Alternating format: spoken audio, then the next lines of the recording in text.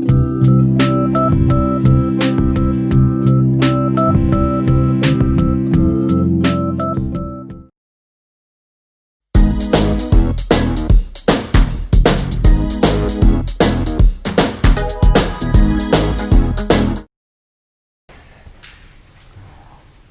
siang, Pak. Selamat siang. Selamat siang. Terima kasih banyak. Ini program perdana kita namanya Learn to Know Podcast. Ya. Nah, di sini kita pengen ngobrol-ngobrol bareng nih sama Pak Dubes. Ya. Pengen belajar sedikit-sedikit tentang Pak Dubes, tentang KBRI, Ya. tentang kepolisian. Nah, kan Pak Iza ini sekarang duta besar. Nah, itu perjalanannya itu dari dulu gimana ya, Pak? Bisa diceritain dikit? Oh, ya. Jadi kalau kita melihat sesuai dengan undang-undang di negara kita itu, untuk menjadi duta besar itu adalah merupakan hak prerogatif presiden yang disetujui oleh DPR. Dan dengan adanya undang-undang itu, implementasinya adalah bahwa duta besar itu bisa berasal dari karir dan non karir. Saya memang sebelum jadi dubes, saya berdinas di kepolisian. Dan kalau ditanya bagaimana prosesnya, saya persisnya juga nggak tahu. Karena sifatnya juga mendadak. Wah, mendadak. Saya waktu itu ditanya oleh pimpinan apakah bersedia menjadi dubes. Saya katakan bersedia.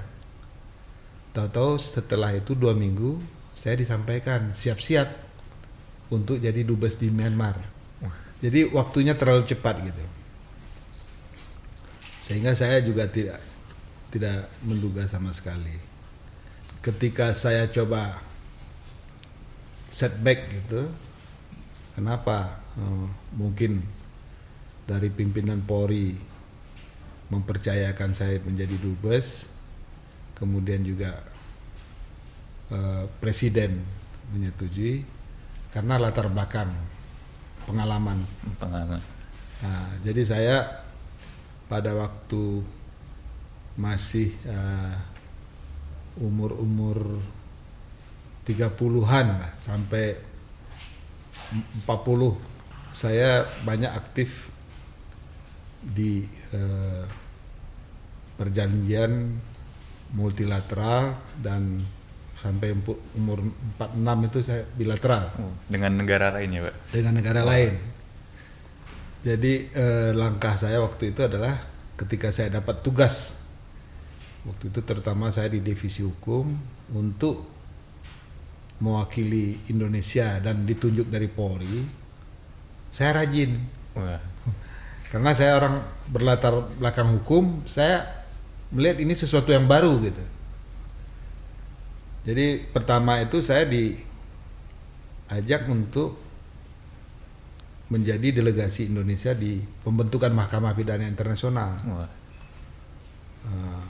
Kemudian saya mewakili ke New York dan ke Roma, ke pembentukannya. Secara simultan juga saya mendapat pendidikan tentang masalah international human rights law. Jadi itu berkaitan gitu ya. Terakhir itu saya mewakili untuk Universal Periodic Review Human Rights gitu. Di multilateral itu. Nah, selanjutnya juga ada perjanjian yang bilateral yang saya ikut. Sebagai contoh, perjanjian ekstradisi dengan Singapura 2 tahun saya ikut. Terus Interpol, ASEAN-APOL. Nah, kemudian ada beberapa perjanjian bilateral lain lagi, terutama yang menyangkut masalah hukum pidana.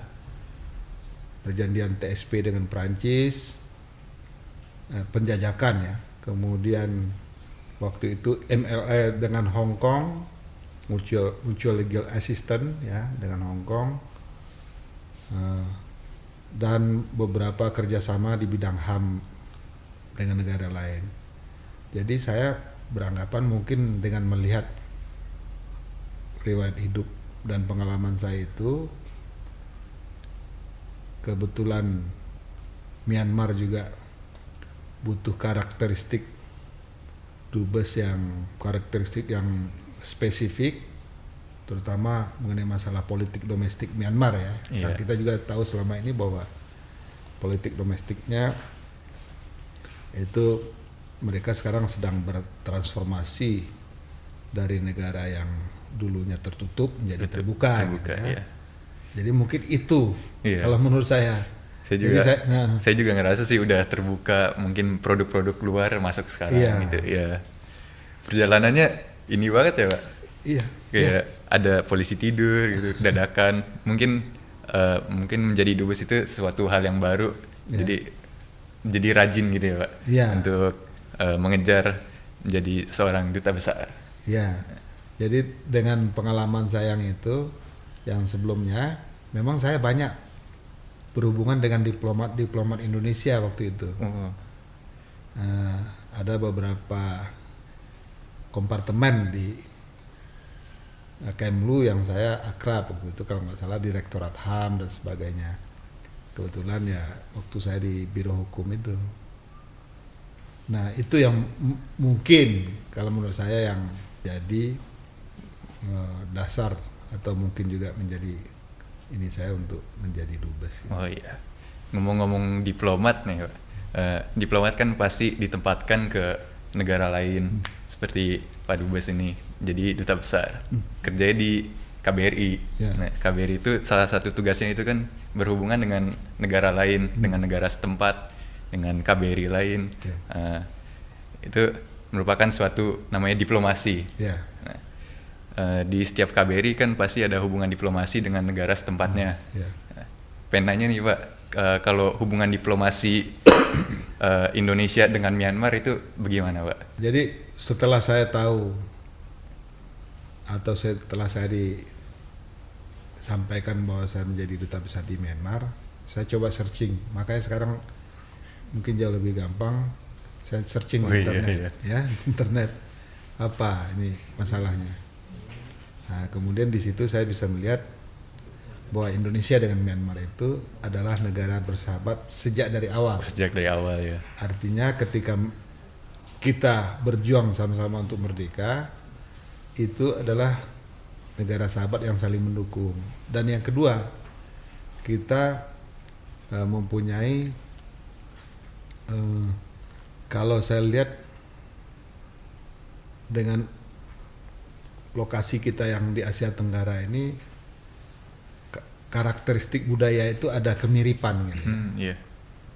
Nah, terus yang berikutnya saya lihat juga bahwa hubungan yang baik itu berkelanjutan mulai sejak zaman merdeka, di mana Myanmar yang pertama mendukung kita. Kalau ke Naypyidaw itu kita akan bisa lihat ada pesawat Indonesia yang dulu pernah transit di Yangon. Karena negara-negara lain tuh nggak mengizinkan mengizinkan. Yangon lah negara yang mengizinkan kita transit pada saat Indonesia diblokade. Dan itu sangat berkesan bagi kita ya, bangsa Indonesia. Dan bagi Myanmar sendiri juga berkesan ketika mereka menghadapi masalah Topan Nargis, itu Indonesia begitu aktif dalam memberikan bantuan dan mendorong Myanmar untuk masuk ke ASEAN. Jadi hubungan resiprokal diplomasi ini menurut saya adalah sesuatu modal untuk kita bekerja sama. Nah, kemudian setelah kita jadi ASEAN, Myanmar juga dalam beberapa kegiatan atau perjanjian multilateral juga selalu mendukung kita. Nah, sekarang ketika saya menjadi dubes itu, saya mencoba menggali apa historisnya. Nah, saya melihat itu, kemudian saya juga mencoba memahami bagaimana karakteristik politik domestiknya. Oh, politiknya. Nah, Ya.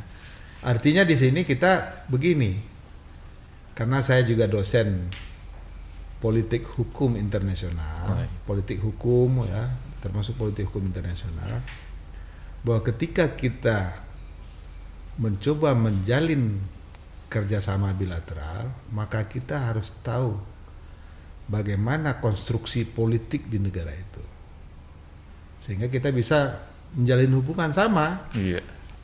Hubungan orang dengan orang personal kan juga sama. Ketika kita ingin bersahabat dengan orang lain kan kita juga harus tahu ini sahabat kita ini Orangnya bagaimana sifatnya. Iya. Nah sama dengan itu Harus tadi. menggali gitu ya, harus Pak. menggali itu. Jadi dari saya menggali itu saya melihat, oh ini konstruksi politiknya seperti ini. Kira-kira hubungan seperti apa yang harus kita jalin ke depan? Oh iya.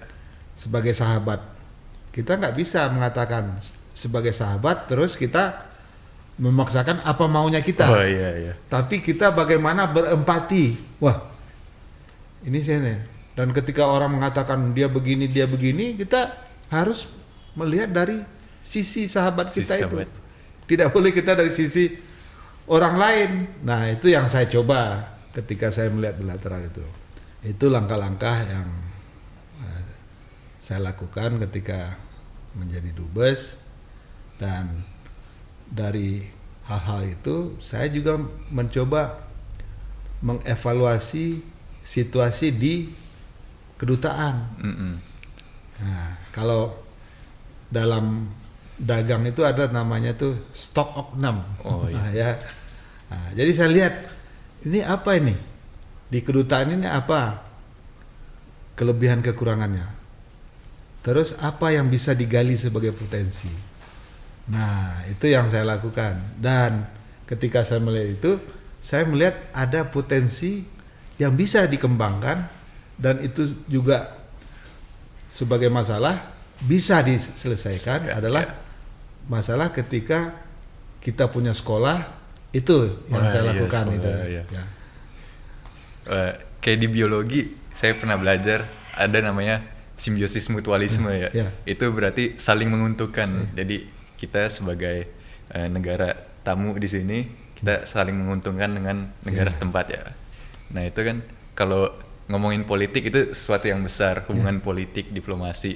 Mungkin kita menggali dikit ngomong-ngomong tadi sekolah. Nah, itu gimana hubungan Indonesia dengan Myanmar dalam budaya, pendidikan dan seni dan lain-lain gitu. Ketika saya datang ke sini saya lihat kita punya sekolah waktu itu ya. Terus saya lihat di situ ada masalah. Karena pada waktu itu sekolah kita ini ada beberapa permasalahan yang mendasar. Sekolah di Yangon ini adalah satu-satunya sekolah internasional di luar negeri yang dipunyai oleh Indonesia. Iya. Jadi belum punya satu mekanisme atau sistem. Satu kurikulum. Nah, sistem. Kemudian saya pelajari apa masalahnya. Saya waktu itu sengaja saya ke Jakarta, saya cek ada masalah apa. Kemudian ketika pejabat Indonesia yang berhubungan dengan sekolah ini, saya datangi pas sini. Saya datangi waktu itu Mendikbud. Oh, Mendikbud. Jadi Mendikbud datang ke Myanmar. Oh, langsung ke sini, Pak? Ya, enggak, dia waktu ada acara di Naypyidaw, saya minta langsung ketemu gitu. Samperin. Terus juga dari BPK saya samperin. Kemudian waktu itu dari DPR saya samperin juga. Setelah saya tahu ada masalah di sekolah itu. Nah, kemudian dari masing-masing stakeholder itu saya coba mencari masukan. Nah, dari masukan itu akhirnya saya mempunyai satu konstruksi solusi. Satu solusi ya. Apa ini kira-kira gitu. Dan itu yang pertama saya lihat. Yang kemudian yang kedua, saya melihat bahwa sekolah ini adalah suatu modal dasar yang luar biasa buat Indonesia. Artinya kita sudah punya sesuatu yang sudah jalan gitu. Jadi kalau ini tidak diselesaikan, ini menjadi masalah. Tapi kalau ini diselesaikan, ini akan menjadi modal dasar dan akan berakumulasi Oh iya. menjadi nilai tambah yang Iya, lain. nilai tambah. Nah, itu yang saya lihat Nilai ya. plus gitu ya. Nah, jadi ketika saya lihat itu sekolah seperti itu, saya tanya ke ini, makanya saya coba cari atau saya tanya kepada pihak-pihak yang berkepentingan atau kalau dalam ininya stakeholder. Iya, stakeholder. Dari stakeholder itu saya dapat, wah akhirnya saya menemukan jawaban. Oh, ini harus dilakukan langkah-langkah yang nyata dan sistematis gitu. Sistematis. Nah, berikutnya tugas saya adalah mengajak ya seluruh staf KBRI termasuk kepala sekolah dan seluruh perangkat yang lain. Ini loh, kita ada masalah, saya rencanakan ini. Saya sosialisasikan, saya sampaikan, saya sudah uji ke setiap stakeholder, langkah ini cocok katanya. Mari kita sama-sama bekerja sama untuk menyelesaikan masalah ini. Wah. Jadi itu yang saya lakukan. Nah, itulah yang kemarin kita lakukan, sehingga salah satu langkah kita itu adalah bagaimana membangun sistem yang komprehensif, sekolah internasional sekaligus sekolah Indonesia di Yangon. Iya. Ya, itu yang kemarin kita ini kan, karena dari sudut kurikulumnya berbeda. Iya, berbeda. Nah, kemudian yang berikutnya karena berbeda, terus yang kedua bahwa di sekolah ini juga tidak hanya warga negara Indonesia, ada aturan-aturan atau regulasi yang harus diselesaikan. Nah, itulah kemarin kita membentuk yayasan yang ex officio adalah staf KBRI. Staf KBRI, iya. Nah, itu yang kita lakukan. Kita lakukan langkah demi langkah itu. Kemudian ya saya dengan latar belakang sebagai juga guru besar, saya mencoba kerjasama dengan berbagai perguruan tinggi untuk mengembangkan lagi sekolah ini. Oh iya. Nah, makanya kemarin kita berhasil mendapatkan beasiswa untuk guru-guru dan masyarakat Myanmar untuk kuliah di Indonesia.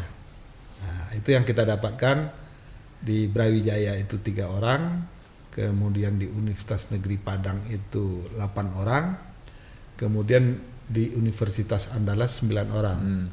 Jadi kita berhasil kemarin menyekolahkan orang-orang Myanmar dengan beasiswa full di perguruan tinggi Indonesia itu sebanyak 20 orang ya. 20 orang ya. Nah, jadi dengan 20 orang ini kita harapkan pertama kita bisa mengembangkan sekolah. Yang kedua nanti orang-orang yang sekolah di Indonesia ini menjadi multiplier effect bagi hubungan diplomasi berikutnya. Itu makanya kalau kita bicara sekolah ini sebagai soft diplomasi itu adalah sebagai bentuk bagaimana kita mengembangkan sekolah ini sebagai bagian dari soft diplomasi kita. Ya. Ya. Karena dengan kita tadi mengirimkan orang Myanmar sekolah di Indonesia, mereka nanti kita harapkan ada yang menjadi guru di sini, otomatis dia punya kemampuan berbahasa Indonesia, berbahasa Inggris, dan berbahasa Myanmar terutama. Akhirnya dia bisa menjadi layar, menjadi layar. Nah itu yang kita harapkan. Tetapi di sisi lain, ketika nanti jumlahnya banyak dan kita tidak batasi, kemarin itu tidak kita batasi. Artinya kalau nanti banyak, maka kita mengharapkan dia jadi layar juga untuk perusahaan-perusahaan Indonesia yang ada di Myanmar. Jadi itu langkah-langkah kita.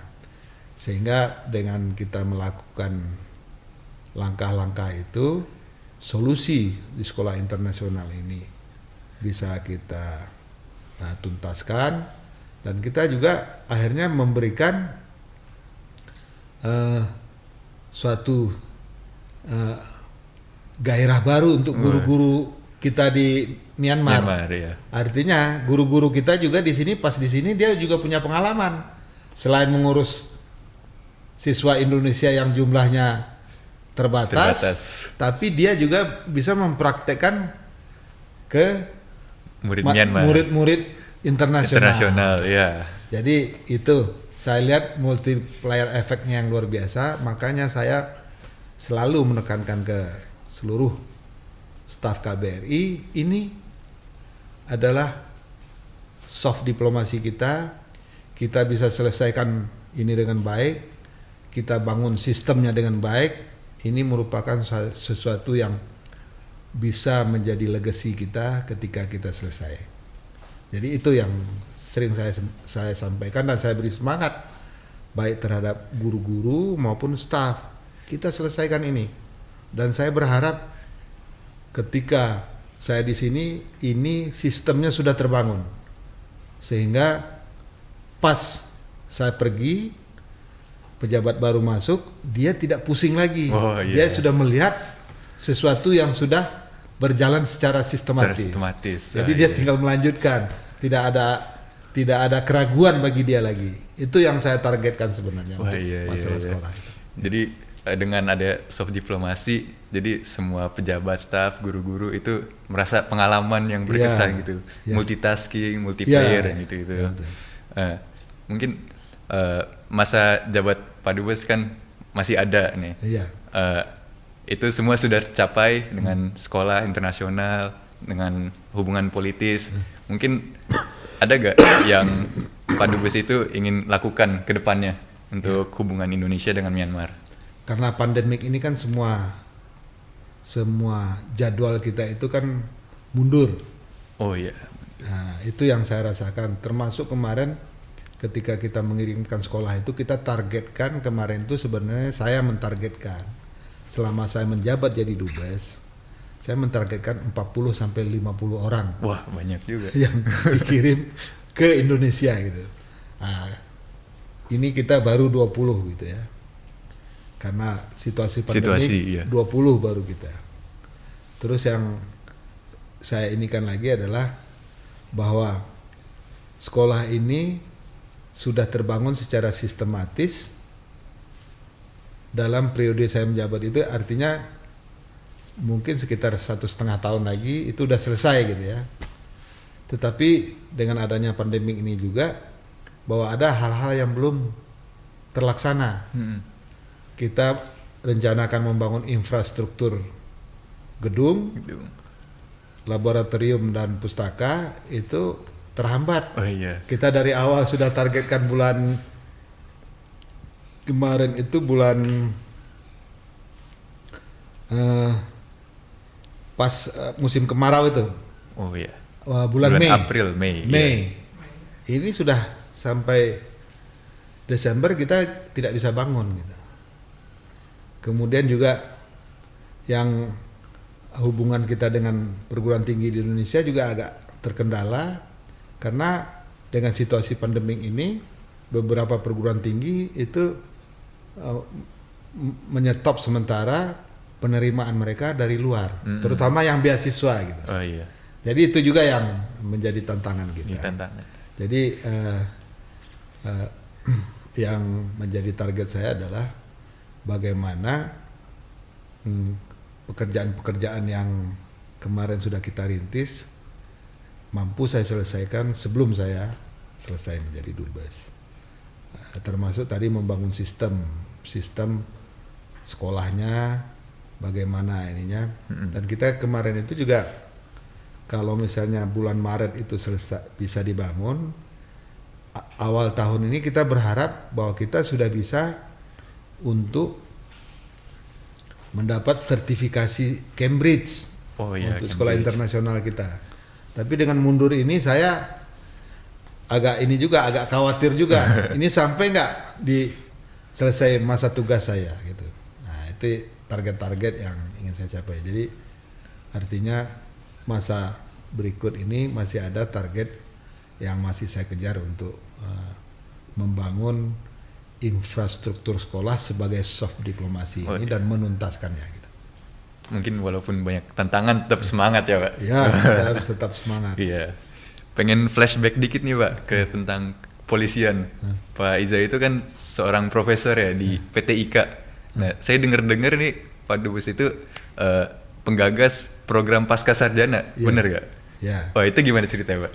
Ya, jadi pada waktu saya menjadi ketua sekolah atau gubernur di sekolah kepolisian PT IKA, jadi saya juga melihat apa kira-kira masalah di PT IKA.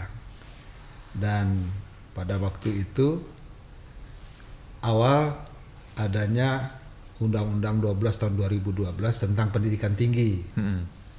Artinya kalau satu regulasi atau aturan baru dibuat, mesti ada sesuatu yang kita harus persiapkan atau antisipasi lembaga itu.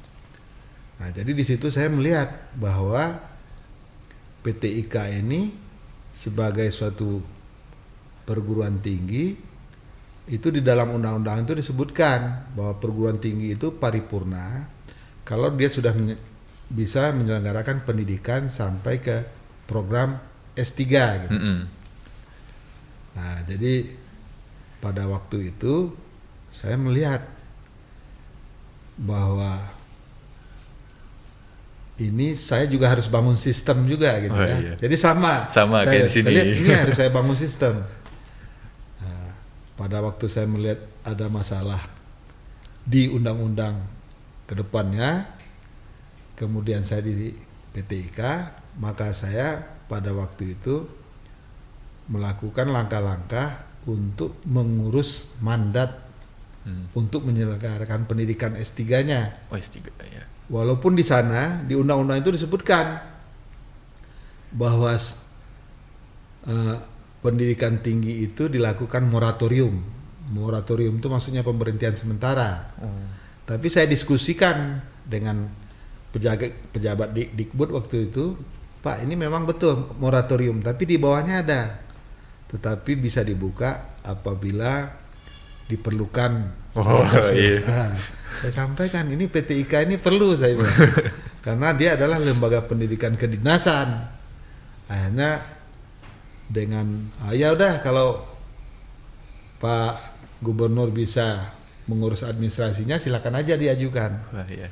Nah, saya waktu itu saya bentuk tim. Saya lakukan bentukan tim. Saya coba pelajari di berbagai perguruan tinggi lain bagaimana membuat S3, kemudian administrasinya seperti apa, saya sampaikan ke tim. Udah, tinggal administrasi itu masalah yang sederhana. Tinggal lihat punya orang, bawa ke sini, saya bilang ganti kopnya, ikuti ininya saya bilang. Nah, akhirnya tim saya bisa. Pas kita ajukan, dan sebelum saya menyelesaikan jabatan saya di PT IKA, saya mendapat mandat itu. Wah. Mandat itu, dan saya juga akhirnya karena pemikiran saya sama dengan sekolah ini, saya ketika mengerjakan sesuatu, sistem itu harus sudah jalan dulu. Iya. Jangan sampai kita tinggalkan setengah jalan. Oh iya. Karena kalau kita tinggalkan setengah jalan, biasanya yang menggantikan kita itu belum tentu tertarik dan belum tentu dia mau meneruskan gitu kan. Iya. Jadi saya dapat mandat, kemudian saya coba untuk menyampaikan kepada pimpinan Polri bahwa ini harus diselenggarakan. Nah, tapi karena itu sekolah kedinasan akhirnya diundur. Saya waktu itu pindah menjadi Kapolda di Sumatera Selatan. Tapi saya pantau terus. Oh, iya. Yang gantiin saya kebetulan saya dekat, saya telepon. Saya bilang tuh mandat udah dapat. Harus kemarin itu karena belum ada eh, penyesuaian organisasi itu belum bisa diselenggarakan, saya bilang. Tapi ini tahun pertama udah hampir selesai nih. Kalau mandat tidak dilanjutkan, ini mandat bisa dicabut. Akhirnya karena gawat gitu saya berikan motivasi dan stimulus kepada yang menggantikan saya di PTIK, akhirnya tahun berikutnya diselenggarakan. Wah. Jadi itu ini saya. Jadi saya pikir cara berpikir saya sama dengan di ISY ini, di sekolah di Yangon ini, karena saya ingin menuntaskan, dan kalau bisa sistemnya sudah terbangun sehingga yang menggantikan, terutama yang saya ingin juga adalah ketika menggantikan sebagai dubes itu kan latar belakangnya bisa macam-macam ya. Bisa dari, kalau diplomat karir belum tentu dia punya pengalaman di sekolah. Mungkin nanti dia tidak tertarik, atau juga dia mungkin ragu-ragu akhirnya tidak mengambil keputusan gitu kan.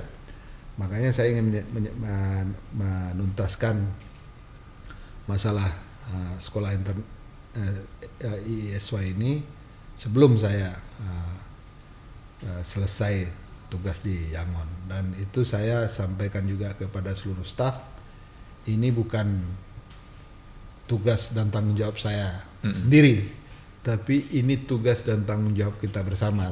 Iya. Sehingga kita menyadari bahwa ini harus kita lakukan bersama-sama, termasuk dengan staf dan dengan murid guru. juga. Saya murid-murid saya sampaikan ini kita punya PR, saya bilang. Itu yang saya lakukan. Jadi mungkin konstruksi cara berpikir seperti itu, dan saya rasa ketika kita memimpin, baik itu di organisasi manapun, tadi saya di polisi, di kedutaan, saya mencoba menggali apa yang menjadi permasalahan di tempat kerja, kemudian saya mencari solusinya, kemudian di situ saya juga ingin mengembangkan potensi yang ada di satuan atau di tempat bekerja itu. Jadi kalau ada PR itu harus dituntaskan, harus dituntaskan. Jangan ditunda-tunda PR. Aduh. Kadang saya juga masih gitu, tunda-tunda. Ya. Karena kalau ditunda-tunda itu tadi, ya saya rasa itu nanti Raffi kan masih muda, masih banyak pengalaman. Jadi itu juga berjalan seiring dengan waktu. Ya. Kita ketika bekerja, terutama kalau kita punya tanggung jawab, kita harus menyelesaikannya secara tuntas, dan kita jangan mengharapkan bahwa nanti tanggung jawab yang berikutnya, kalau nanti kita menyampaikan itu, kasihan tempat kita bekerja itu, kalau di sini KBRI, karena nanti belum tentu setiap orang berbeda perspektifnya, berbeda visinya. Dan kalau nggak tuntas, ketika dia tidak menguasai atau dia ragu-ragu, dia akan meninggalkan begitu saja. Wah iya. Ya. Ngomong-ngomong tentang kepolisian, Pak Dubes kan punya anak nih, punya anak. Ada gak keinginan untuk mengarahkan anak Pak Dubes masuk ke kepolisian, atau enggak murid-murid sini? Ya. Atau pemuda-pemuda Indonesia ada arahan gak untuk masuk kepolisian? Ya. Jadi mengenai cita-cita itu, kita harus mendorong anak-anak itu, kita dorong dan kemudian kita arahkan, dan mengenai pilihan dia kita serahkan kepada dia. Jadi bagi saya seperti itu. Nah sama juga kita bukakan kepada mereka, ini loh, ininya sama juga. Misalnya sekarang otomatis kan ada beberapa profesi yang saya pegang, termasuk sekarang saya profesinya juga pengacara. Jadi 2011 saya udah lulus pengacara. Mantap. Nah, mungkin tahun ini karena saya udah pensiun dari Polri, saya udah bisa dikukuhkan jadi pengacara. Jadi bagi saya ya tergantung pilihan anak-anak. Anak-anak ya. Termasuk juga ya anak-anak di SY, tapi kita berikan ruang ini loh profesi-profesinya. Dan saya juga nggak tahu persis, mungkin kalau saya karena terlalu banyak profesi ini akhirnya juga nggak terlalu maksimal. Iya. Walaupun orang lain juga melihat udah maksimal ya. Sebagai contoh misalnya sebagai polisi misalnya pangkatnya sudah komjen misalnya. Iya. Terus sebagai dosen sudah guru besar tetap gitu ya. Kemudian di diplomat sudah duta besar ya. Tapi itu yang juga kalau menurut saya yang harus dipikirkan, mungkin karena saya seneng ke hal yang baru, jadi saya pikirannya kemana-mana ke sini. Tapi kalau menurut saya bagusnya sekarang itu kalau kita milih profesi itu satu kita coba untuk maksimal. Jadi kalau, satu tujuan ya. Kalau Raffi nanti misalnya pengen jadi diplomat, amin. Nanti bagaimana meinikan itu supaya bisa mendukung yang pokok tadi. Wah, iya. Ya. Walaupun udah mau pensiun jadi polisi, tetap semangat ya, mau jadi pengacara. Ya, sudah pensiun. Wah. September kemarin sudah pensiun. Wah, lu udah pensiun. Ya. Tetap semangat ya, Pak. Ya, tetap semangat. Kita punya pertanyaan nih dari media sosial, Pak. Kita tanya-tanya ke orang di Facebook dan Instagram. Ada yang nanya, Pak, apa kesibukan Bapak di situasi pandemik ini? Kesehariannya gitu, Pak. Keseharian ya. Jadi kalau situasi pandemik itu, kami sekarang di